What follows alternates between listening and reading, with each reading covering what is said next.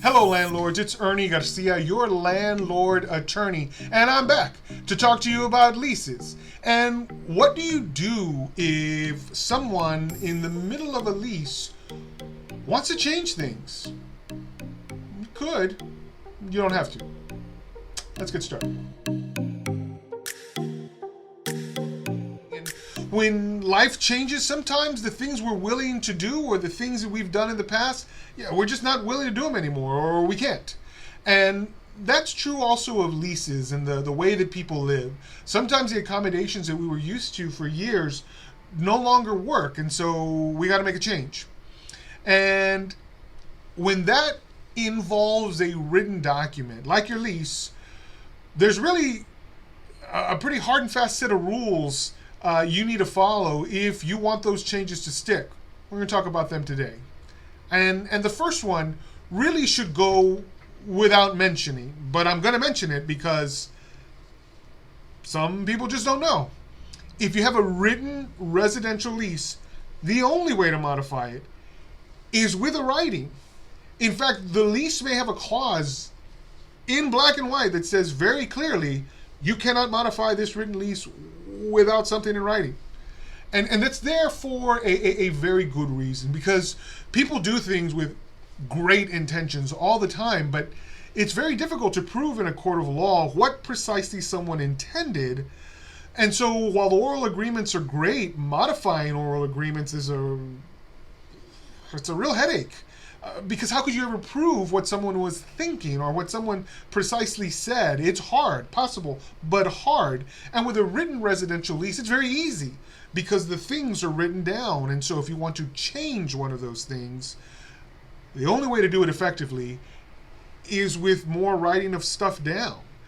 When you decide what change you are interested in making with the other party, get it in writing so that you know that all of these changes are ultimately enforceable. But one of the things you really have to consider when someone comes up to you requesting a change is why now? Why is this suddenly an issue? Well, it could be, again, because life happens, right? Well, now we have a baby, or we want to have a baby. Okay, so sure, that's a possibility, and these things kind of happen.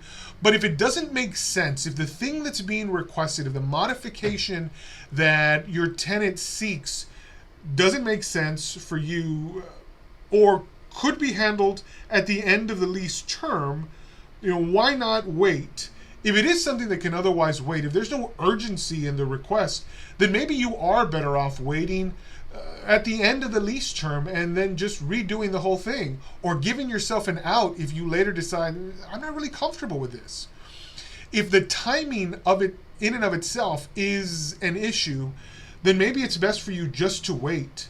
If there is no urgency, then really, why do it at all? Number 3, and this is another one that really should be obvious to everyone, but it just isn't. Is everyone who wants the modification on board with the modification? Because if that's not the case, you don't get the modification. For example, you have a landlord and 3 tenants, and 2 tenants and the landlord agree on a change, but there's 1 tenant holding out. Can the 3 parties who agree enter into a writing and change? You already know the answer. They can't. You would need unanimous consent of all the parties. The fact that there's 1 holdout means nothing can be changed. Nothing can be changed in the agreement that party is subject to without his or her consent. So make sure that if you do enter into an agreement to modify a lease, that all relevant parties are involved. Without that, you don't actually have an enforceable change in your agreement. Landlords, I hope you are enjoying today's content as always. If so, hit the like button. And if you haven't subscribed yet, consider subscribing. It's good for you. Number 4, if you are seriously considering a modification of your lease, you really should consider what you're getting out of the deal. I mean, if you're actually losing something, what? How does that make any sense? What benefit do you receive in agreeing to some modification? You might have a trade-off, for example.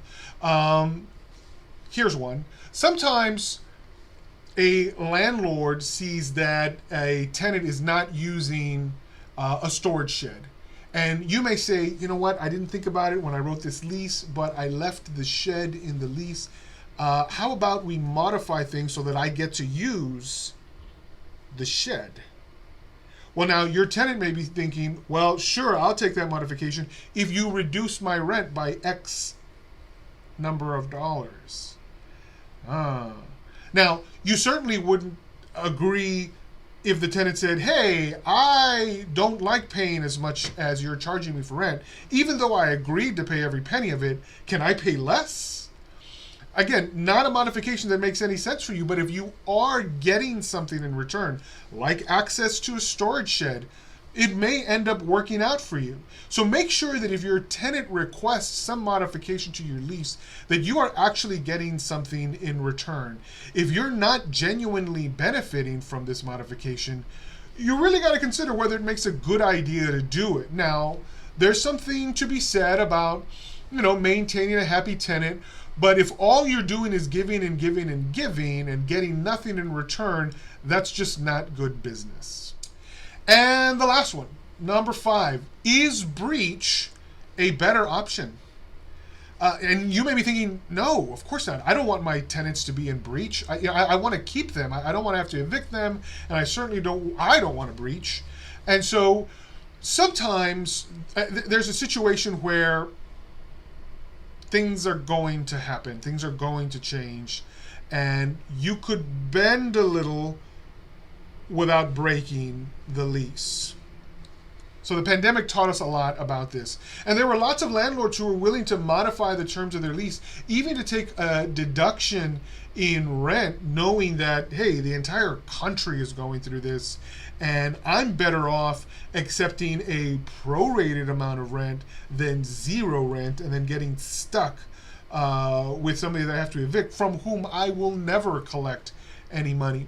And so you may be interested in modifying a lease, say at the tail end of the lease. There are 3 months left. This person is out of work, and you could go through the trouble of filing for an eviction and eventually getting them out 3 months later. Or you could enter into an agreement with them and work out some modified version of your lease where they get to stay and then leave. And so your losses have been limited significantly because of your willingness to work with this tenant. If that ends up working for you, the bend but don't break rule might end up, making the most out of a bad situation. Unfortunately, this happens. And so you may have to consider, if I don't make this change, am I just going to end up with a broken lease and months without a rent-paying tenant? Is it possible? Is it possible for me to bend my normal set of rules just a little bit to allow the tenant to stay out the rest of their lease and then be done with them? If that's the case and it makes for a fair compromise, then go ahead and do it.